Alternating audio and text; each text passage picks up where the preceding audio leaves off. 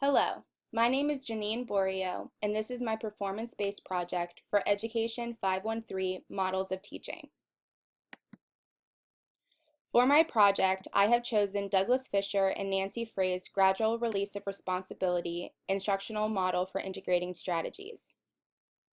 The learning strategies that are used in this project include summarizing and note-taking, cues and questions, reinforcing effort and providing recognition, collaborative learning, and homework and practice.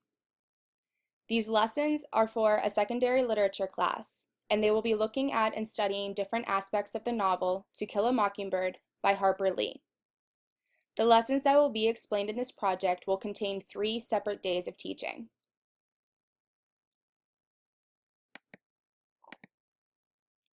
The general topic and learning objective for these lessons are that the students are able to analyze the theme of the novel.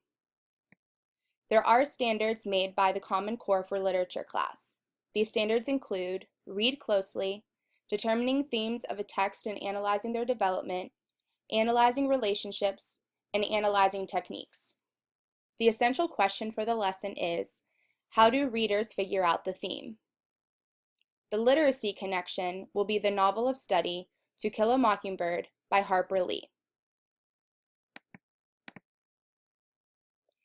Fisher and Frey provide tables and charts in their model of teaching. These tables and charts are there to help the teacher create appropriate lesson plans according to what they believe is the best for the achievement of students. In this project, I will provide the lessons by day instead of by chart. The charts are separated by the interaction between student and teacher while instructing the lesson. I will still go by day, even though the charts are organized with all 3 days in one.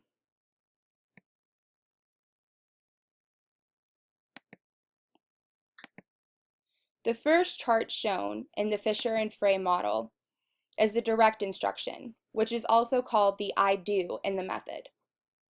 This is the part that the teacher lectures or provides a lesson on his or her own. The students will then have the opportunity to listen, observe, and then summarize and take notes on what the instructor is teaching for that lesson.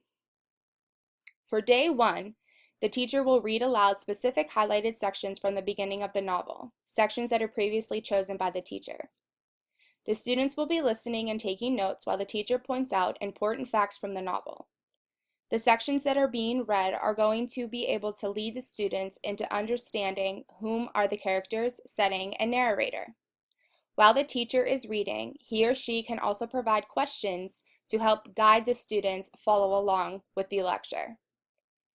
The thinking out loud question for day 1 would be, who are the characters and what is the setting?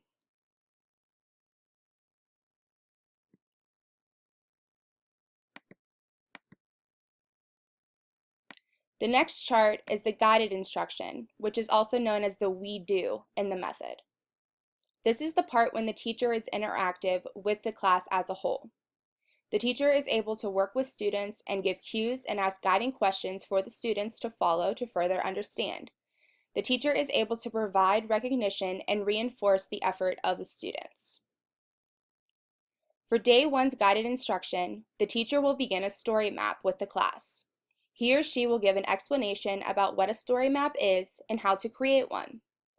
Students will contribute to the map. The teacher will begin the activity with only a few examples to show the students the process. The teacher will also ask guiding questions to lead the students to possible responses. The story map would include the plot, setting, characters, central characters, and relationships. The guiding questions that the teacher may ask are, how does the novel start, and who are the characters thus far? Here is an example of a story map that could be used for a secondary literature course.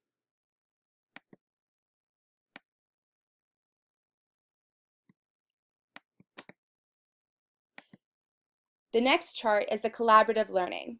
This is also known as the you do it together in the method. During this time, the teacher is able to move and observe the groups. Here, he or she is able to provide feedback as well. The students are able to work together to share the outcomes. They can also look to each other for clarification. the teacher is still available to provide clarification as well. For day 1, the collaborative learning, the students will be assigned into small designated groups, possibly 3 students, and complete the story map that was started as an entire class. They may add any other aspects that were not completed already. Students may also add aspects they want to acknowledge from the novel thus far. During this time, the teacher can move around and give feedback to responses and also provide clarification for anything that a student may be confused about. Groups will then share their collaborative story map with the rest of the class to compare everyone's results.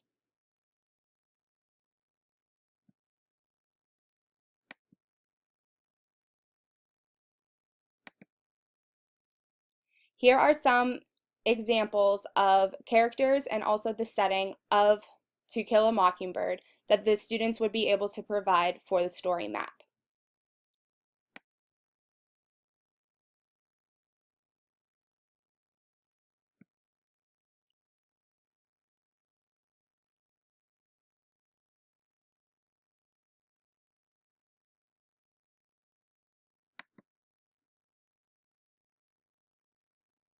Next is the independent practice, or the you do it independently in the method.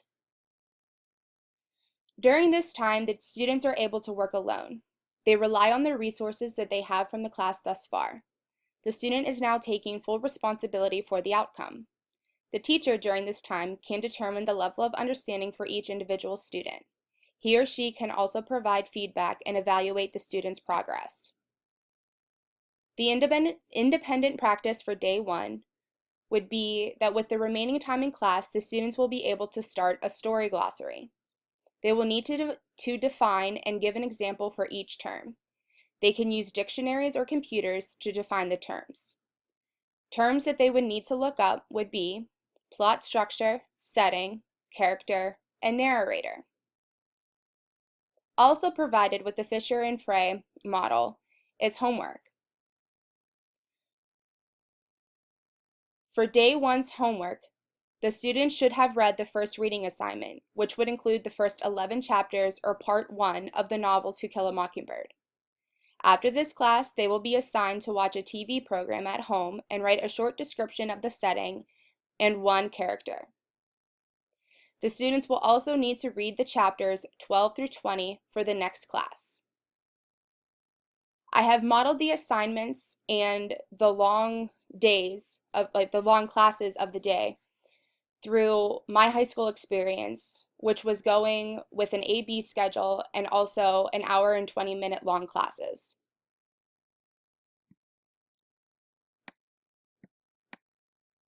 Now we will be going back to day 2. For day 2's direct instruction, the teacher will read aloud specific highlighted sections from the second reading assignment of the novel. The students will be listening and taking notes while the teachers point out important facts from the novel. The sections that are being read are going to be able to lead the students into understanding the traits and characteristics of characters as well as the relationships between the characters. While the teacher is reading, he or she can also provide questions to help guide the students. The thinking out loud questions for day 2 would be, how do actions help figure character traits? What does Harper Lee do to help us, the readers, understand the characters and their relationships? The guided instruction for day 2 would be that the teacher will start a list of characteristics for each character in the novel thus far. He or she will write the list on the chalkboard or other projection tools. The students contribute to the lists. The teacher will begin the activity with only a few examples to show the students the process. The teacher will also ask guiding questions to lead the students to possible responses. The guiding questions would be, what does Harper Lee do to help us, the readers, to interpret the characteristics? And how do characters relate to one another?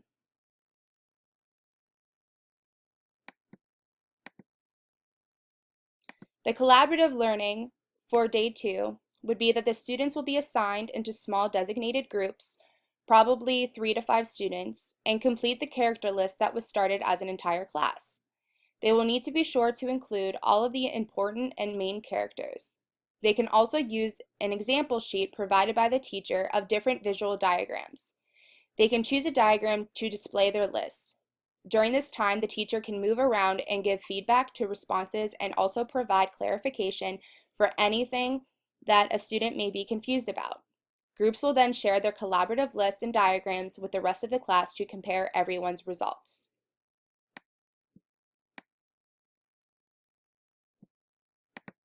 Here are a few examples of graphic organizers and diagrams that could be used to list characters and character traits.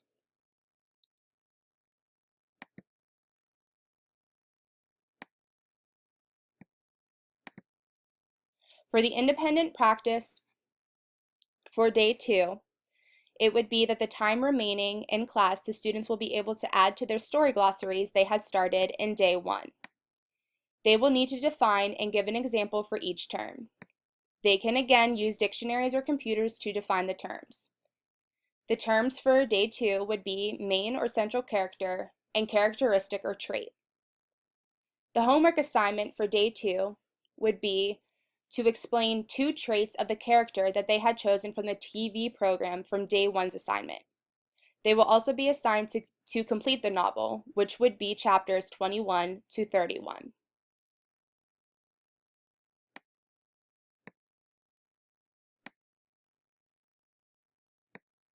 Now to day 3, the final day of the lesson. For direct instruction, the teacher will begin the lesson by defining and explaining the term theme. The teacher will then also explain how to conclude what the theme is in any story. The students will be listening and taking notes from this lecture. The guided instruction for day 3 would be that the teacher and students will, at this time, analyze the rest of the novel. The novel should have been completed by the students for this class, and the teacher should be aware of this. While analyzing the novel, the teacher will ask the students for their suggestions of the problem and solution in the novel. The teacher and students will then conclude what the theme is in To Kill a Mockingbird. They will work as a team, as a collaborative team, along with the teacher, to come up with what the theme is.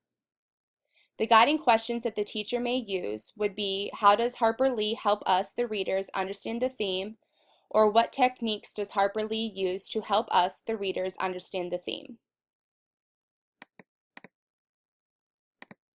The collaborative learning section for day 3 would be that the students will be assigned into small designated groups, probably 3 to 5 students, and will create a list of evidence from the novel that support that theme that had been decided as a class.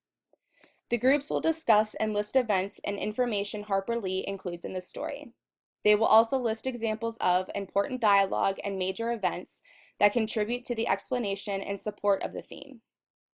During this time, the teacher can move around and give feedback to responses and also provide clarification for anything that a student may be confused about. Groups will then share their collaborative lists with the class to compare their results.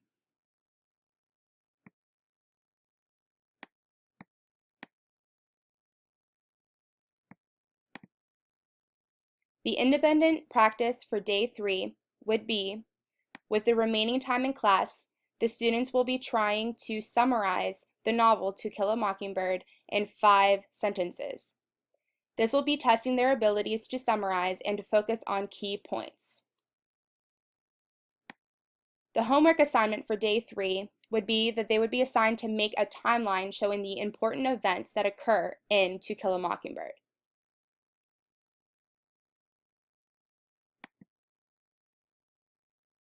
Throughout the lessons, there will be opportunities for students to confer with the teacher. Fisher and Frey make sure that the student and teacher do have an opportunity to do this with one another throughout the lesson.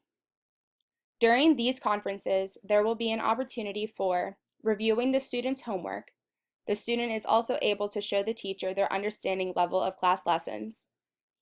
Students are able to ask questions to the teacher for guidance and clarification, and the teacher can reinforce effort of the students as well as provide recognition and feedback of students' work and progress in class. There will also be formative and summative